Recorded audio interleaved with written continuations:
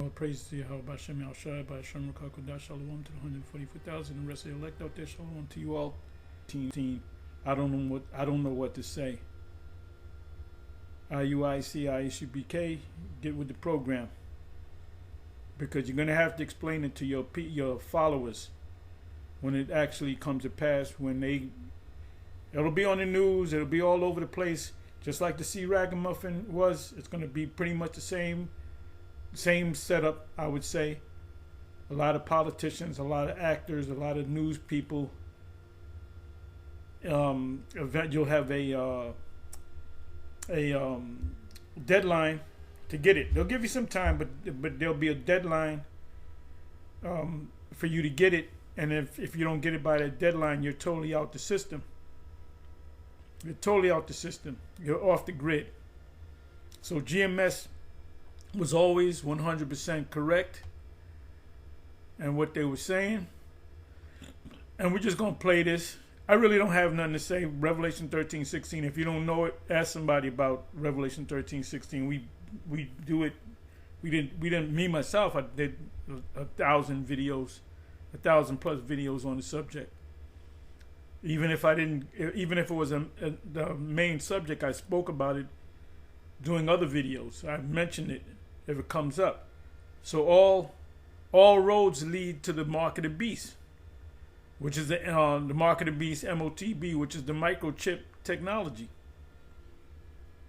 Like I said, Bishop Nate already knows that we are right. His pride won't let him admit it. He may have to admit it. If he's one of the elect, he would have to admit it, that the mark of the beast is the microchip. And then the zombies will follow him, because there's no leadership in IUIC. There's just one leader and a bunch of zombies. That's the zombie king. And I'm not saying it to joke or laugh or make mockery. It's just a fact. He can say anything he can say. He can go to scripture of prophecy and say that's talking about Barney the purple dinosaur, and you clowns will believe it. And you'll defend it too. No, brother, that's Barney the purple dinosaur. So you guys are a bunch of zombies, which makes you not one of the elect as it stands. Because if Bishop Nate says go ahead and take it, don't listen to GMS, and you people go ahead and take it, you're gonna die pursuant to Ezekiel chapter 3. It's also in chapter 18, but in Ezekiel chapter 3, when it says warn the wicked are Israelites that are not going the straight path. They're going some other way. So it's our job to warn them. So if you tell them, oh, go ahead and take it, and they take it, they're going to be destroyed for blindly listening to you, not questioning your authority. And you're going to be destroyed because if you told them to take it, I see you taking it too, but you're going to die for taking it, and you're going to die for not warning the people. Because we here at GMS, we warn the people pursuant to Isaiah 62 verse 6.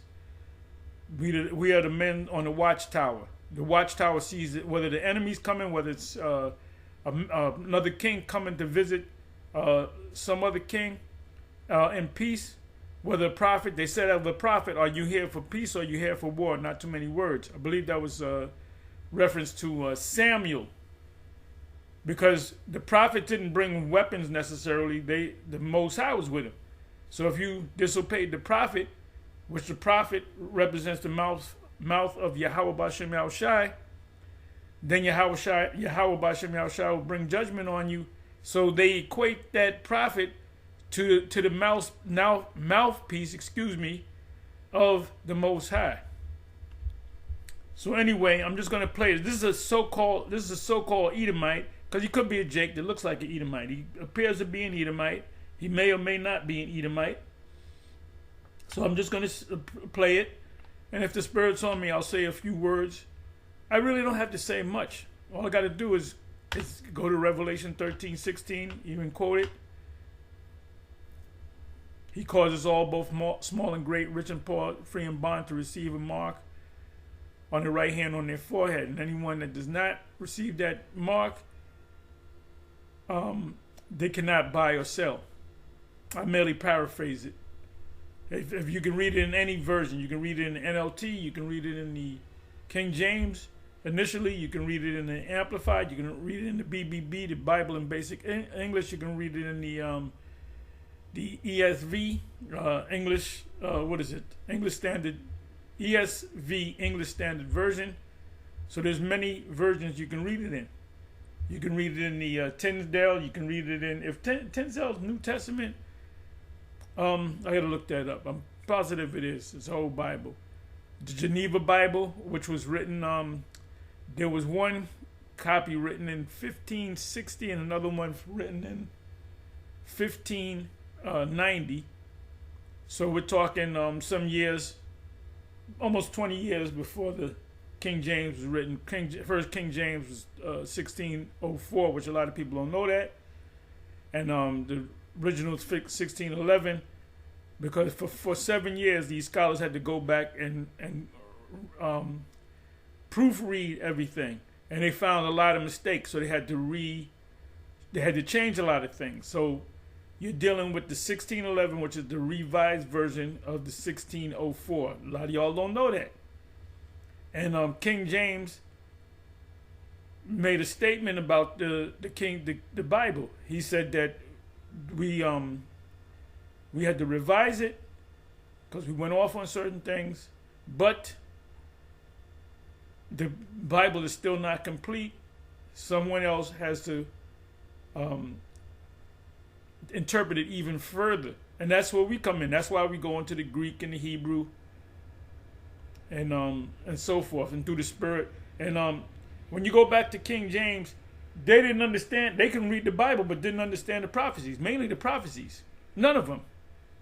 You got John Calvin. He didn't understand the prophecies. He didn't know what the mark of the beast was. He didn't know that Babylon the Great was America. So we are that number one group. GMS is definitely the premier group when it comes to the Israelites, because we represent the prophets. We believe that we're the prophets. Even the chat tells you that GMS Israelites are known for the apocalyptic, prophetic, readings and interpretations. We're known for that. They'll say IUIC, they're known for marching, they're known for being in order, which they're not in order, they're out of order. They're an organized mess. But ISUPK is known for it's militant, black militant. See, that's what they compare them to. But when it comes to GMS, look it up. Don't mark my word. Don't take my word for it. Look it up. It says GMS is known for apocalyptic and prophetic breakdowns. They focus on prophecies. What is that? Ecclesiasticus 39. If I'm not mistaken, I'm positive it's Ecclesiasticus 39. It said, be occupied in prophecies. Be occupied in prophecies. Be occupied in prophecies. This prophecy, Revelation 13 and 16, will come to pass. Microchipping. Everyone will have to get microchipped to stay in the system. So I'm just going to go ahead and let this play. Like I said, I'm not going to make this long. Let the Spirit jump on me. Next issue is an issue that I call, hey boss, don't microchip me. So there have been proposals that employers, this starts in other states, are asking, it always starts out voluntary, for employees to have a microchip under their skin, like in their hand, let's say, so that you just wave it in front of a reader, and it's used for security or getting into a building or accessing certain areas. It's supposed to be really convenient. Ultimately, buying and selling. You go to the doctor.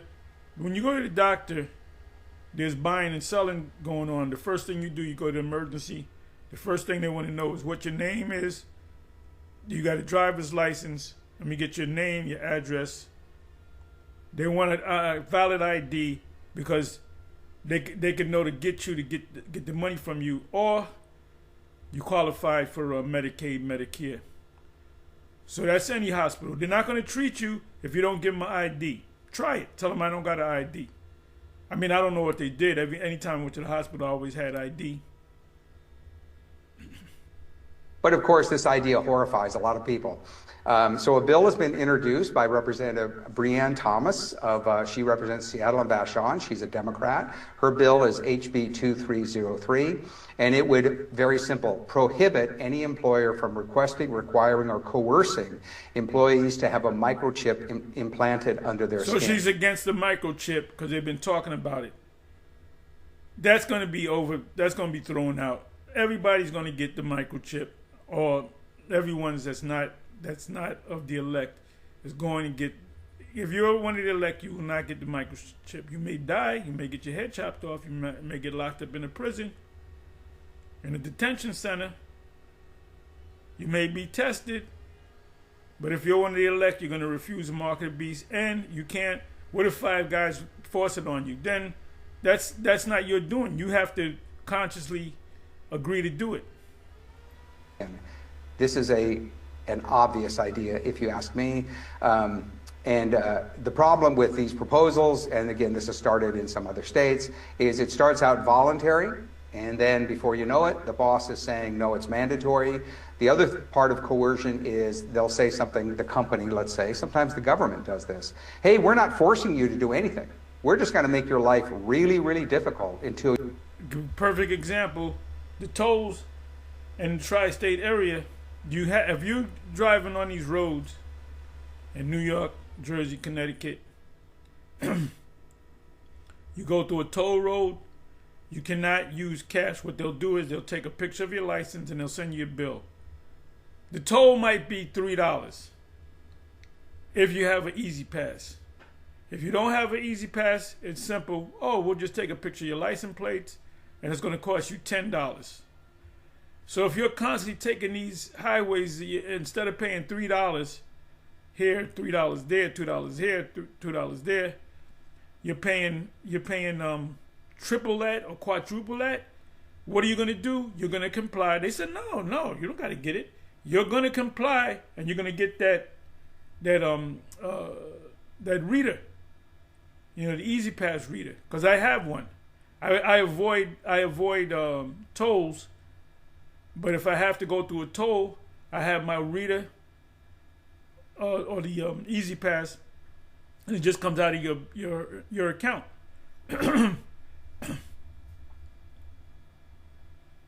So the same thing's gonna happen. At first, okay, no, you just can't buy it. And the bill came out of Alabama, and she's saying, no, we can't have that. We got to pass it. That's gonna be overridden. That's gonna be steamrolled. Everybody in this country, if you want to buy and sell, if you want to operate in normal life, you're gonna have to get a microchip. And a lot of Israelites, I'll say millions of Israelites is gonna get that chip. Because they don't take the prophets of the Lord seriously, which are the men of GMS.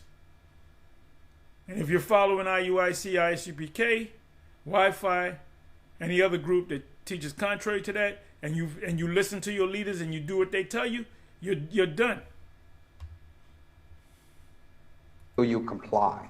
So these mandates, whether it's in the private sector or the public sector, are always suspicious when they start out supposedly voluntary. Usually there's some kind of suggested coercion. It starts as a voluntary thing, and then there's going to be a thing, you're going to come to a time period. That's an actual chip, by the way. It's somewhere in my house. That's an actual chip. It was sent to me by the GMS out there in LA, California. They had sent me this. So I said, as soon as I got it, I said, let me do a video on this. I remember doing the video. Version behind it. So Representative Thomas is getting ahead of this problem. We commend her for it. And this should be a very popular bipartisan idea. It is certainly something that Washington Policy Center would support. And we'll see how that bill does. It also brings up this apocalyptic future of science fiction that you hear about, where people are being turned into robots or, advance and be mechanized. The more digital technology we have, the better. It's the first step to a brave new world. I know that this all sounds kind of over the top, but we have seen that ideas start out small and then they tend to grow. It reminded me from a policy point of view of the original thinking of the Social Security number that was enacted first in the 1930s. It only applied to people who were in the workforce, number one. And number two, the government only assigned you a Social Security number when you got your first job. So when you entered the workforce, you got a number. Well, here... And that's true, if I'm not mistaken. You get a job when you're 14, you got to get your working papers. I don't remember if we're going way back, but everybody in the United States has a Social Security number. Everything is based. You can't get a bank account unless you got a Social Security number. You can't get a driver's license. You can't register a car unless you got a Social Security number. So this is nothing but a more advanced social. Everything, all the information is gonna be in that chip, and you guys keep bucking up against it. You major camps, you IUICs and you ISUPK, you're gonna have to, pay the piper, so to speak. We were right. Get it through your head. GMS was always correct. And anything that they said, we were never wrong. Here we are today. And on top of that, both of these major camps told their people to go ahead and get it. Now don't tell me they never said that, because I got video evidence. I have receipts. In the modern world, and Social Security numbers are now issued mandatorily to every baby that's born in the United States. So it went from being a number for workers and for a social insurance. Yeah, because prior to the Social Security number, that was part of the New Deal, or FDR, Franklin Delano Roosevelt, the New Deal. That was when the Constitution started being taken away. You got a different Constitution. At one time, you have federal Constitution, and you have state constitutions. Prior to 1938, you had New York State Constitution. Now it's the Constitution of New York State, different Constitution. You have New York State, then you have the state of New York. Different jurisdictions. Insurance program like Social Security, to now it's our national identification number that applies to everybody. So I'm just explaining that that's the way these things grow, and we need to watch out. I'm not necessarily saying that Social Security numbers are bad. It's just that they start out small and then gradually expand, and by the way, become a mandate for everyone. So it's something to watch out for. So there you have it. There you have it. Let me just go ahead and check this. Okay, Amazon outrage sparks new concerns, millions warned. We're seeing what's going on here. Like I said, the MOTB is right at the door. It's knocking on the door. It's banging on the door. Getting ready to kick in the door. Okay, this is Strait of Hormuz closure. That gas prices are going to keep going up. Nero made a major mistake. And the whole world's against this guy now. Another lost soul contends against his own people. I gotta watch that.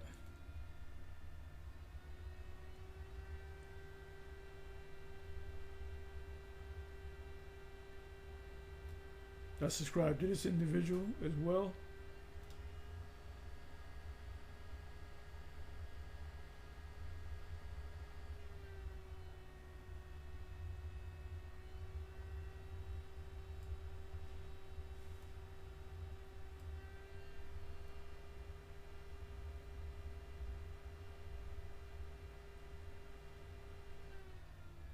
Yeah, Washington is betting on an uprising. An uprising in Iran. Will it happen?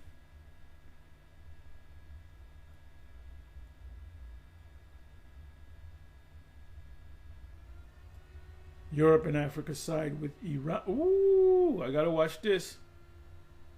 Talk of Africa 360 uploaded. Europe's and Africa side with Iran. Blast U.S. Strikes as illegal. So now we understand why Revelation 17, from the 12th verse on down, the 10 horns shall hate the whore, which represents NATO and the EU. And they're going to eat her flesh with fire. They're going to burn her with fire. And these so-called evangelicals don't understand Revelation. They stay out of the book, or they make it up as they go along.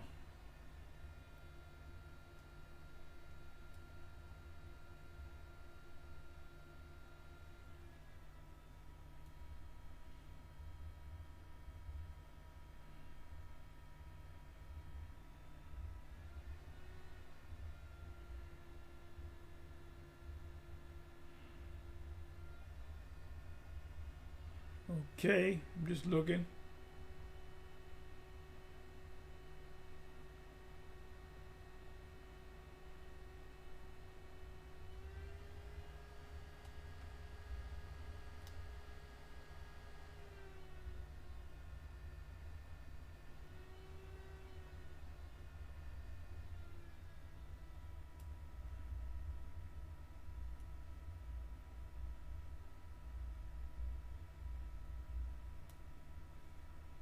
Just checking to see what's going on here.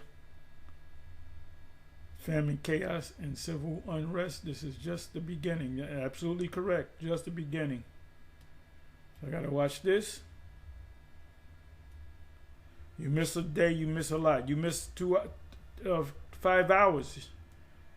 You know? Rome is burning. Look at this. Oh shit, Iran just bombed Israel. Arrest. You gotta watch this, of course.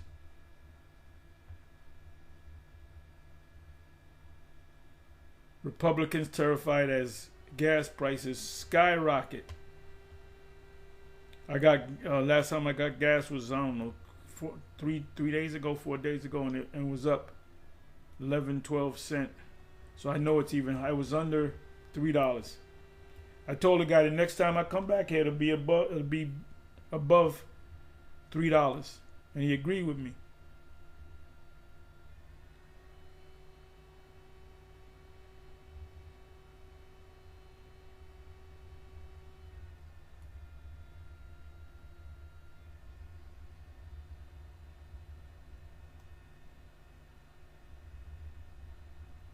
Yeah, I see black women.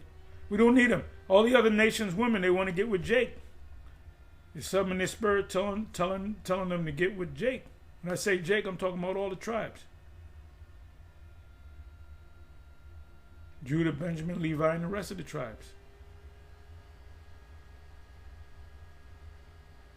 Blowback. China just canceled global oil exports as Russia threatens gas cutoff. Not to China, they're allies. Don't say we didn't warn you. So I gotta watch this.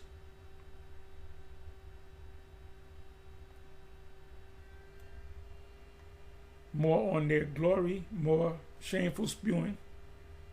Iran is winning. I gotta watch that, of course.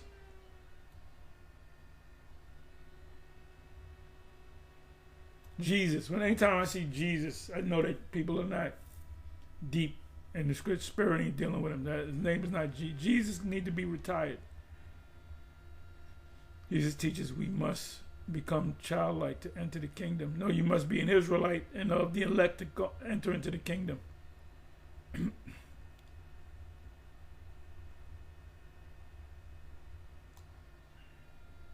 Another one. You haven't subscribed to him, you need to subscribe to him. Very good videos. Uplifting videos. Breaking news, we want to fight. Trump warns Iran. Stephen Miller naturalizes America. Prepared now. Yeah, Stephen Miller, he pulls narrow strings. He's the small hat with the bald head. Israel runs the world. They run America. Trump finally cracks as war has no exit. So he wants to get out, but they won't let him. Just when you thought you was out, they pull me. Just when I thought I was out, they pull me back in.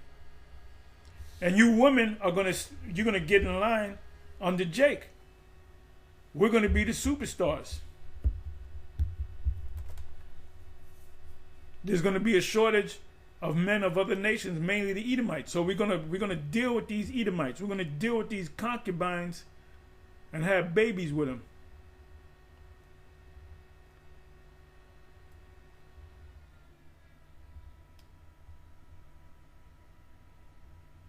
Okay, this clown, the same got caught out there in Dubai.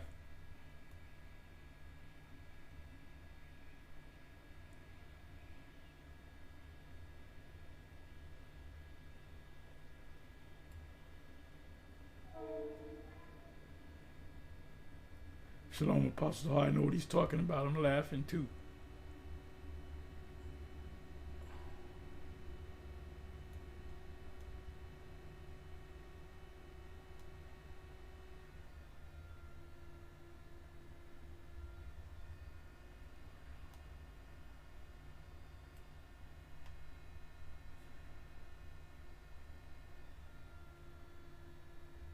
See a lot of GMS videos.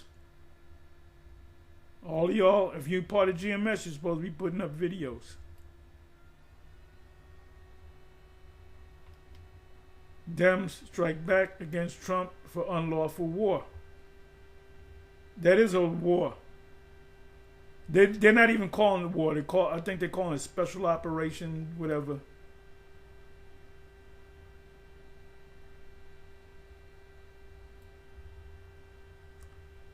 Anyway.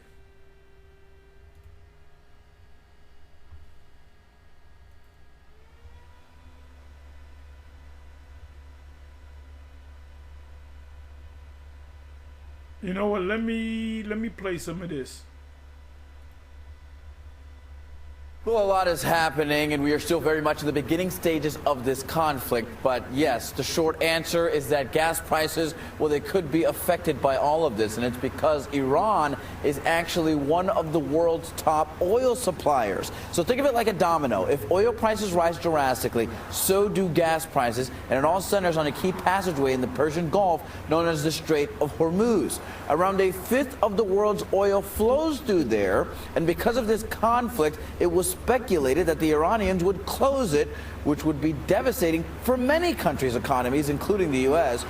That necessarily hasn't happened yet, but already major shipping companies and oil tankers have decided to suspend or outright divert ships that were originally set to sail through the key waterway. So now, of course, begins the forecasting. This is fair use. We've all heard of the company Gas Buddy.